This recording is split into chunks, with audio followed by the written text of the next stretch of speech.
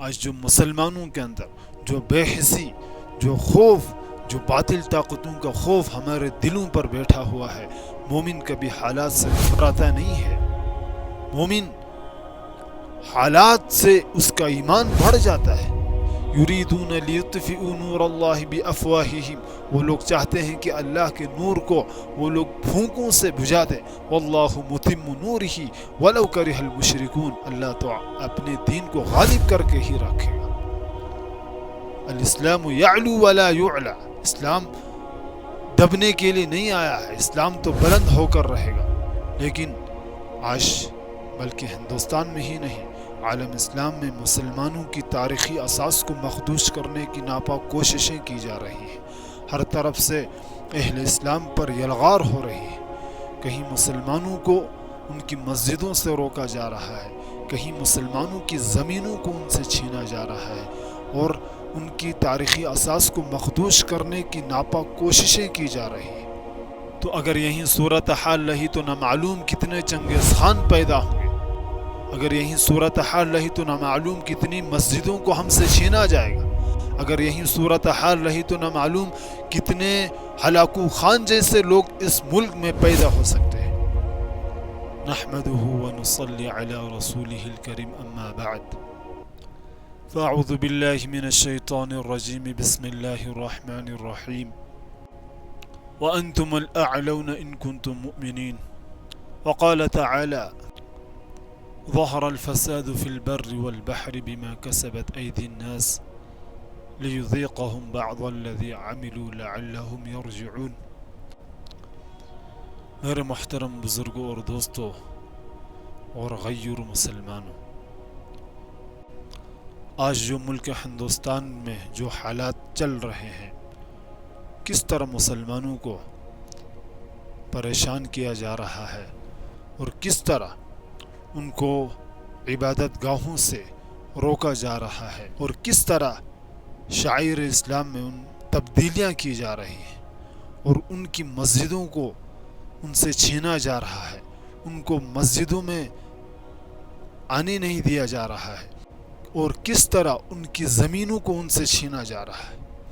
لیکن آج بلکہ ہندوستان میں ہی نہیں، عالم اسلام میں مسلمانوں کی تاریخی اساس کو مخدوش کرنے کی ناپاک کوششیں کی جا رہی ہیں، ہر طرف سے اہل اسلام پر یلغار ہو رہی ہے۔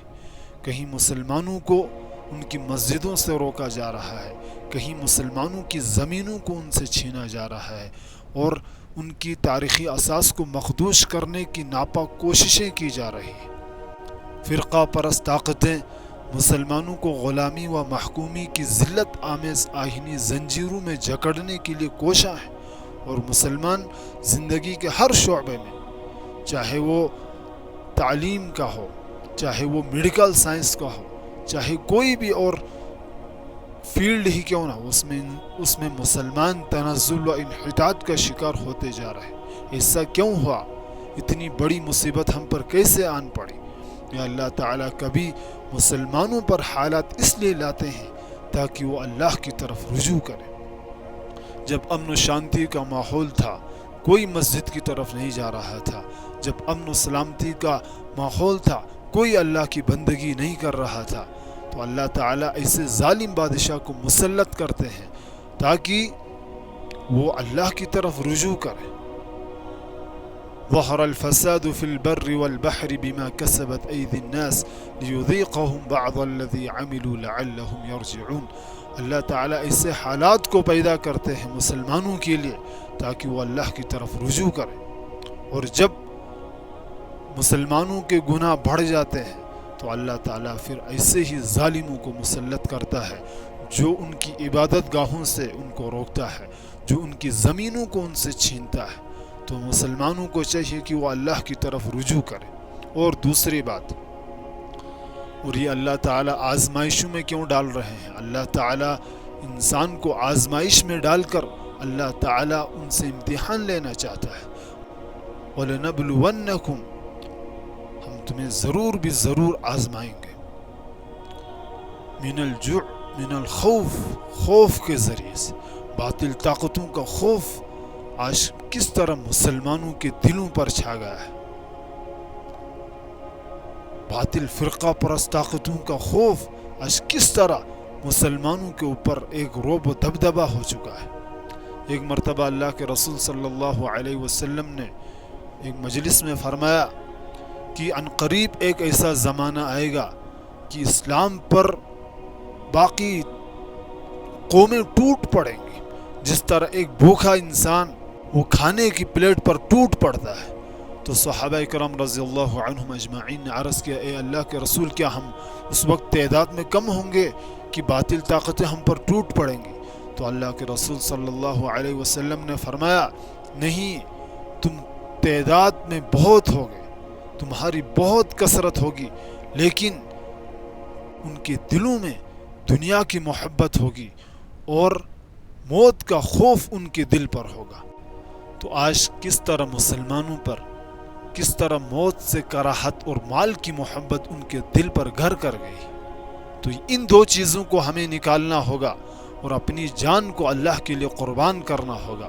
جب تک ہم اللہ کے لیے اعلاء کلمت اللہ کے لیے ہم اپنی جان کو وقف نہیں کریں گے، جب تک ہم اپنے مال اور اپنی جان سے اللہ کے راستے میں جہاد نہیں کریں گے، تب تک کامیابی ہماری قدم نہیں چومے گی۔ آج جو مسلمانوں کے اندر جو بے حسی، جو خوف، جو باطل طاقتوں کا خوف ہمارے دلوں پر بیٹھا ہوا ہے، مومن کبھی حالات سے گھبراتا نہیں ہے۔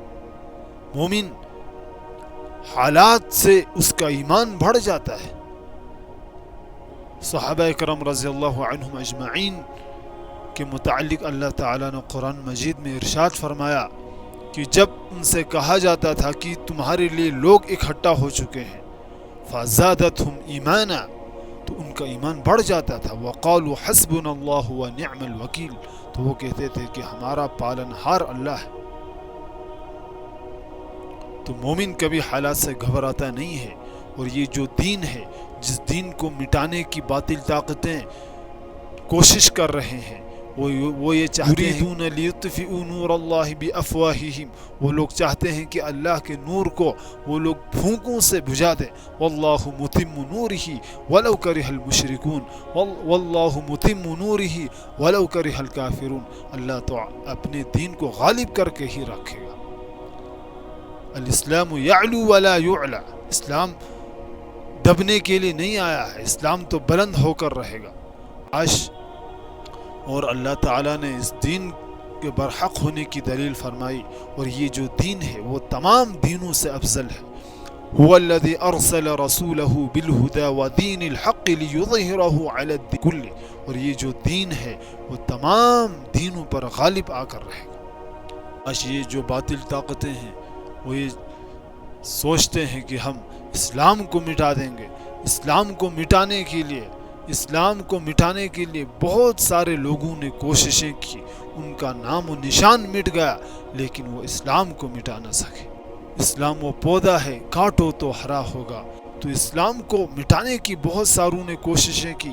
یہ تو اللہ کے رسول صلی اللہ علیہ وسلم کے زمانے ہی سے چلا آ رہا ہے کہ کس طرح اسلام کی جڑوں کو ہم کاٹ دیں اور اسلام کے ماننے والوں کو ختم کر دیں، جو علماء ہیں ان کو شہید کیا جائے۔ کس طرح 1947 کی جو جنگ عظیم، جس میں علماء کا کتنا کردار ہے، کتنی کوششیں کی کہ علماء کو تخت دار پر لٹکا دیا جاتا تھا۔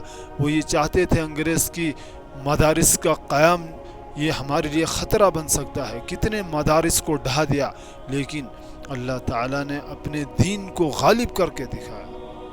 آج بھی باطل طاقتیں چاہتی ہیں کہ اسلام کو ہم مٹا دیں گے، اس کی جڑیں کاٹ دیں گے اور دین کا کام کرنے والوں کو ہم ختم کر دیں گے، لیکن وہ تو خود ختم ہو گئے، لیکن اسلام میں چلنے والے، اسلام کی دعوت دینے والے کبھی ختم نہیں ہو سکتے۔ اور مومن کو چاہیے کہ وہ کبھی حالات سے نہیں گھبرائے۔ حالات اللہ کے ہاتھ میں ہے۔ اللہ تعالیٰ فمن تجد لسنت اللہ تبدیلا ولن تجد لسنت اللہ تحویلا قل جاء الحق وزهق الباطل ان الباطل كان زهوقا، جو حق ہے وہ تو ہمیشہ غالب ہو کر رہے گا، اور جو باطل ہے وہ تو مٹے گا، اور وہ مٹنے ہی کے لیے آیا ہے۔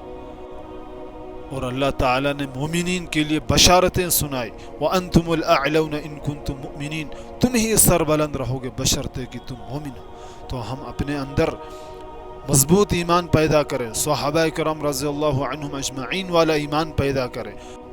और किस तरह जंग बदर 313 लोगों ने कितने हजारों को पिछाड़ दिया। अगर वही ईमान हमारे अंदर भी होगा तो आज भी फरिश्ते हमारी मदद के लिए उतर सकते हैं। अल्लाह ताला ने कुरान मजीद में फरमाया, इन्ना लनंसुरु रुसुलना वल्लज़ीना आमनू फिल हयातिद दुनिया। जिस तरह हमने रसूलों की मदद की उस तरह हम ईमान वालों की भी मदद करेंगे दुनिया की ज़िंदगी में। तो ईमान का मजबूत होना ज़रूरी है। तो अल्लाह पर यकीन करना, अल्लाह ताला कारसाज है। व मकरू व मकर अल्लाह वल्लाहु खैरुल माकिरीन। वो लोग तो तदबीरें अपनी चलाते हैं, वो लोग अपने मकर व फरेब करते हैं, लेकिन अल्लाह ताला उन तमाम तदबीरों में सबसे बेहतरीन तदबीर करने वाला है। तो मोमिन जो है वो कभी हालात से घबराता नहीं है, चाहे जालिम बादशाह हो चाहे आदिल बादशाह हो, तब भी वो अल्लाह के सामने अपने सर को झुकाता है। आज जो मुसलमानों के अंदर जो बेहिसी पैदा हो रही है, जो एक खौफ का जो माहौल हिंदुस्तान के मुसलमानों के अंदर दिख रहा है, वो आप अपने उस खौफ को अपने दिल से निकाल दें। तो अगर यही सूरत हाल रही तो न मालूम कितने चंगेज़ खान पैदा होंगे। अगर यही सूरत हाल रही तो न मालूम कितनी मस्जिदों को हमसे छीना जाएगा। अगर यही सूरत हाल रही तो न मालूम कितने हलाकू खान जैसे लोग इस मुल्क में पैदा हो सकते हैं। अगर तुम्हें बातिल ताकतों से लड़ना है तो उनकी आंखों में आंखें डालकर और ये ऐलान करना होगा कि अब हम हालात से घबराने वाले नहीं हैं। उठ के अब बज़्म जहां का और ही अंदाज है, मशरिक़ व मग़रिब में तेरे दौर का आगाज़ है। व आखिर दावाना अनिल हम्दुलिल्लाहि रब्बिल